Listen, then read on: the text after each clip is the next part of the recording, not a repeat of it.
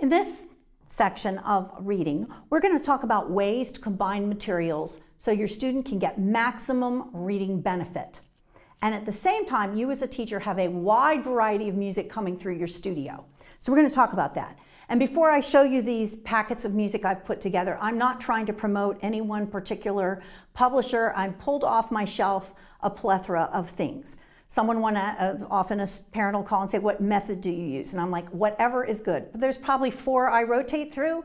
But since I do not keep my students in a method book beyond book 2A, they're already reading regular literature at that point, and I'll show you how I do that. It's a moot point which one I use. So you can use whatever you want to use, it doesn't matter, but you can design individual programs for your students that enhance the reading. Now, I'm going to use, again, Alfred Premier for an argument's sake. 90% of the time, because there isn't as much on the primer level right away, and I need those pre-reading skills and get my note cards going and all of that, I do use the lesson and the performance book, okay? I use the lesson and performance book. They're usually out of it in less than 4 months. Some children can actually do it in 3, but certainly by 4, they're out of this. And I push this because this is my time when I'm on the floor teaching them how to read and using this as the backup to what I've already taught them, okay?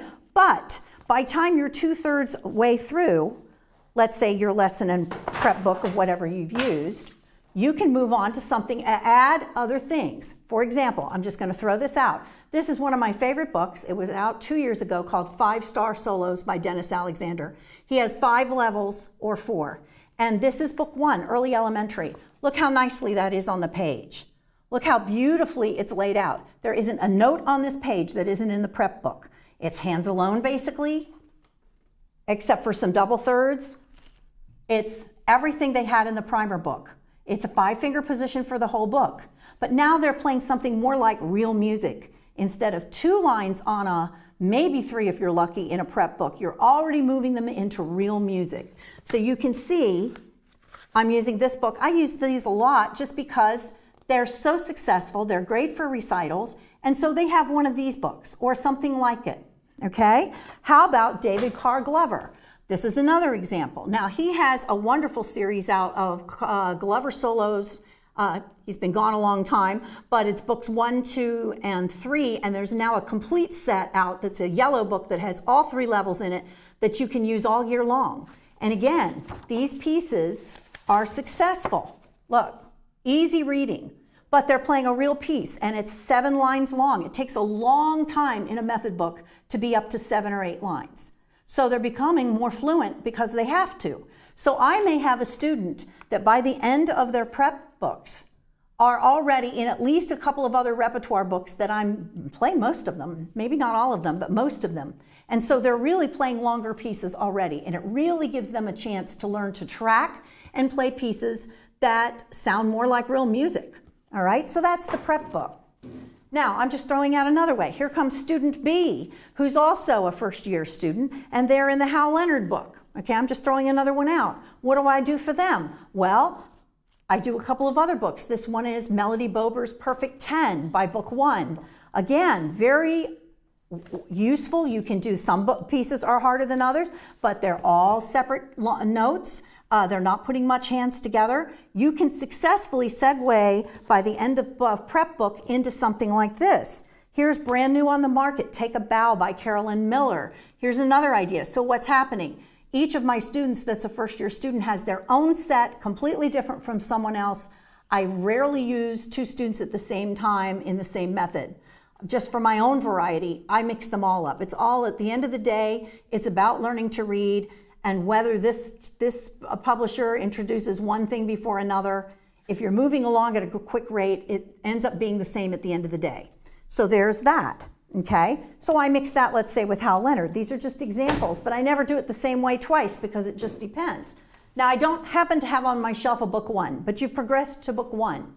This is the perfect time to start with your first literature book. These are the earliest classics you can find, and I'm going to pick on Keith Schnell because he has a whole series out called Essential Piano Repertoire. He also has each level broken down into etudes, Baroque and Classical, and Romantic and Contemporary, which gives you 3 books if you want them. I tend to use the essentials just because. Now, looking at this book,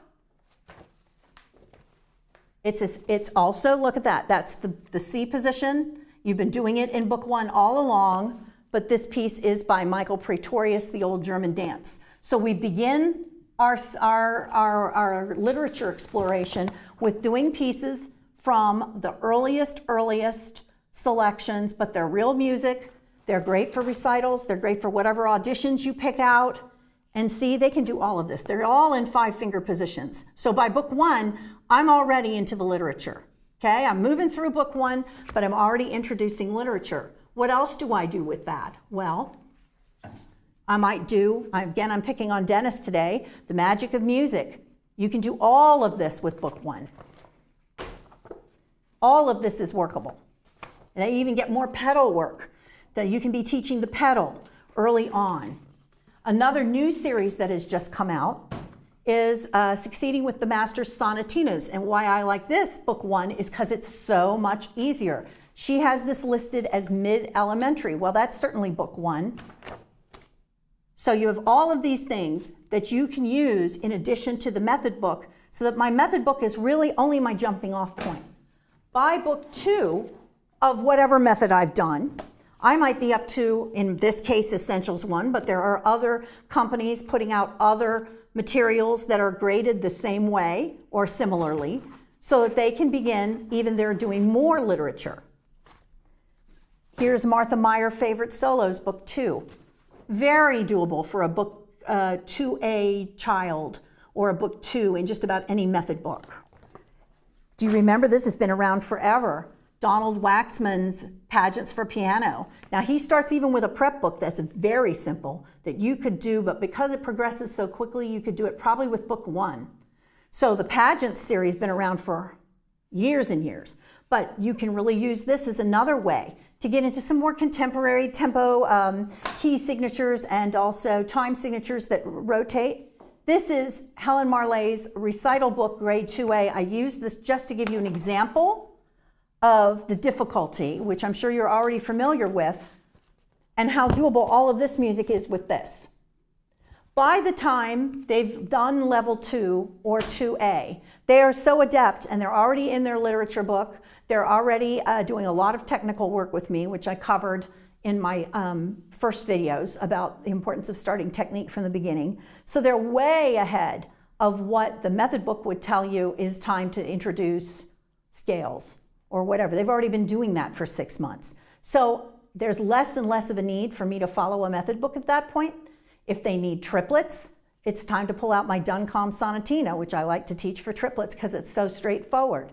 16th notes, I can get that from the very first literature pieces that come along by book 2 of the literature books. They're introducing 16th notes. And by the time we're there, we're off to the races. They're in early sonatinas, early Anna Magdalena Bach notebook, and they've jumped right into the real literature. These students that do this blend of different reading are the ones that become fluent readers, because I've introduced them to more ways to read, different literature styles early on. They're doing many more pieces and longer pieces sooner than if I had just said, well, we're going to run the method books until we run out of them. So I am very big. Every one of my students has something different. I'm not saying nobody, that I don't have anybody, just a few students on Sonatinas book 1, but the point is everything else is different. Everyone has their own program and it's creative. My recitals are full-bodied with lots of different music, but everybody's reading fluency has gone through the roof since I started opening up to all of that's out there. Now, I know that the Music Teachers Association has their big March program conference, and if you get to go to one of those, or even your state one, you can look at all this music in the bins. When I was a younger teacher, and I still do it, I would go in the summer and sit in the bins and look at everything new that came out and select a lot of music for the fall and into the summer, but into the fall that I was going to need. And I would look for all the new programs that came out, all the new literature books that came out, so that I could stay on the cusp of what was coming out and use constantly ever new music. And everything is so beautifully graded now. You almost can't go wrong. So I advise you to really expand beyond the method books, what these very same companies that develop the method books have out there for supplemental material, and really make use of it, because this is going to give you a lot of benefit. In the next section, we're going to talk about sight reading, when to start it, and how to incorporate it into your studio as another method, another way of increasing your students' reading fluency.